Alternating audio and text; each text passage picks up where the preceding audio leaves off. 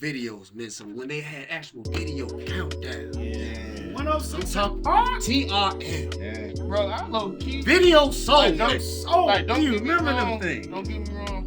Love 106 part. It was just something about that TRL, bro. It was just something about that. What was it? Hey man, hold up. Forget all that. He said, hold on. Yeah, forget all that, because while we talking about it, we actually did 106 in Park. We did. You know what I'm saying? We actually did 106. Y'all didn't know. 106 in Park actually brought the Isley Brothers back. Contagious, that video Contagious. Yeah. You know what I mean? That brought Isley Brothers back to the scene. Bro, You know what I'm saying? Bow Bow Wow What I love was about Mr. 106. He was Mr. It wouldn't be no Bow Wow without Yeah. 106. Him and Chris Brown was battling for that. Bro. Boy. I feel like 106 it will always hold weight because it started giving independent artists to come in, you know what I'm saying? And what I remember when we rolled in New York and hit that, but we was late too. Yeah. And everybody was Hey, mad. bro, what they say? Yo, beef, why you late, son? No, I ain't know it, man. Like, don't worry about it. We here. I never forget that. Like, people don't understand like the hustle and the grind that it took to just get on that show. And Because even then, we was people don't understand. hard. We in New York, right? First of all, we late. We get to the room late. We trying to line up ourselves, fade ourselves real fast, hurry up and get out the building. We try to catch a taxi. We finally catch a taxi. We get caught in traffic. We get out the car literally and start running down the street. I'm in Timberlands, running down the street trying to make it to 106 and Park, right? We barely make it. We get there. And we see all these people in there, all these singers and but yeah, they was in that Look, we had that art of development, and back then you had to know how to be a star. Hey, they was And singing all being the kinds star, man, you don't walk in the room shaking hands with everybody. And you don't walk in You the just room let your presence show it for Hey, you. we was just looking at it. Even when we did sound check, we ain't do no real sound. Hey, Trey, I got this. The True Vines, Yep. they walked in there with their bass Yep. and their guitar Yep. with a suit already on. Yep. ready for the stage. Step to me. Yep. I ain't about to sing. I ain't about to do nothing. And bro, but when the True Vines stepped in though, they was going on the stage. Yes. As Now soon as they let walked the in. people know who the True Vine. All right. True Vines is a famous Let them know. quartet group from Flint, Michigan. Also performed with our fathers, the Shepherds. Also our mothers, the sounds, the miracle sounds. Sounds come from. Cause they sound was Everybody trying to amazing. say it sounds good. No, that was us. But nah, bro. Like, But yeah, Hey. and then we learned that. we learned that from my Bro, daddy. it was like it was an aura, man. Like now the artists don't walk in with that by that aura, man. Like you gotta know how to be a star. You know, And then we won. the funny thing is, like, nobody basically has their own style like they used to back in the day. Like if you go back to the early 2000s, even when you listen to stuff in the 90s with the rappers and the singers, like Everybody had distinct. had a distinctive sound and their voices were distinctive. You know what I'm saying? was different.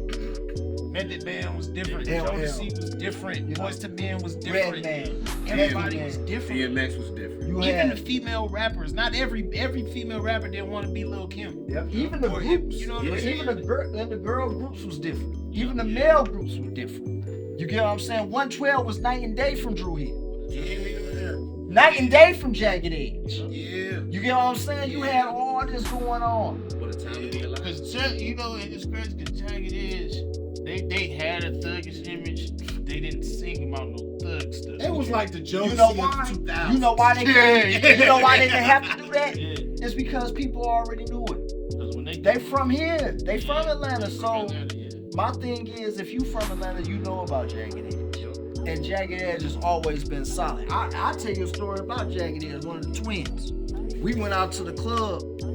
It was an after party that we went to, and we all came up to go meet them, and we was gonna follow them over there. So we all followed them. We all getting in VIP. We all chilling. They got all these drinks at the table, but they ain't got no damn food.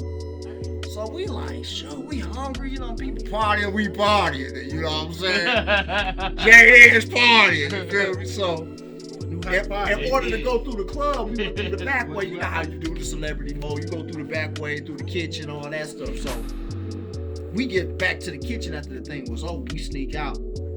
So, one of the twins was like, yo, all them wings over there, I'm gonna pay you for all those. Wrap those up for me. I need that. I was like, yeah. I'm only 18 at the time. I'm a little nigga like, yeah, wrap those up. He look at me. I'm like, what up, man? He's like, and wrap some up for him. You want some wings? I'm like, yeah. Wrap them up for me. Cool cat, man. Look out for me. But you know what, too, though, man? Like, just love for me. I looked up to them guys too because now we used to go. I spent a lot of time with Neek. You know, Neek was so Dev, Jermaine Free, all of that. Like, and man, the twins, bro. Like, they was always in the studio writing, and they would let a little dude like me come into the studio and work with me and let me, you know, work with them. And bro, I learned a lot from the twins, bro. A lot from the good people, bro. Good people. Man, if you had to like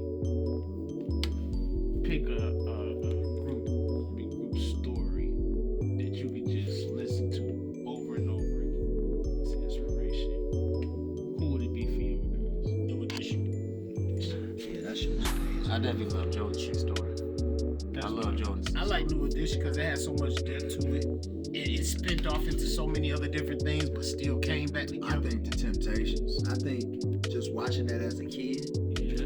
I think watching that story as a kid, it was just like, wow. Because and then you never, you know, you heard My Girl all the time. Yeah. All the time. Yeah. So to actually see how it was, you know, represented and how Eddie Kendrick thought he was gonna sing it, and then he was like, no, I think David's supposed to sing this one. You get what I'm saying? It was like the vision that they had for that song right there. It just was like, yo, and then their stories. The thing I respect the most about the Temptations was, we talk about getting out the hood. Right. These brothers were together for over 10 years, before even My Girl hit, bro. Yeah. Like, they stuck it out and stayed down. Because you don't. Cats don't do that no more. You don't get money like that. You don't get money like that back in the day. Especially back then, like, you know what I'm saying? there was nothing. They was coming out of Michigan. Yeah. All they had was his video. Mine And it worked out. was Josie, not because that's my favorite group. No, but story though. But the story, Story, bro. yeah, that's why I Like, them cats didn't even know each other. JoJo and Devontae goes and meet each other the first day and go into the studio and just start recording songs. Dalvin and KC beefing and almost shooting each other. That's a great story. And then they just had that mindset like, we gonna do this.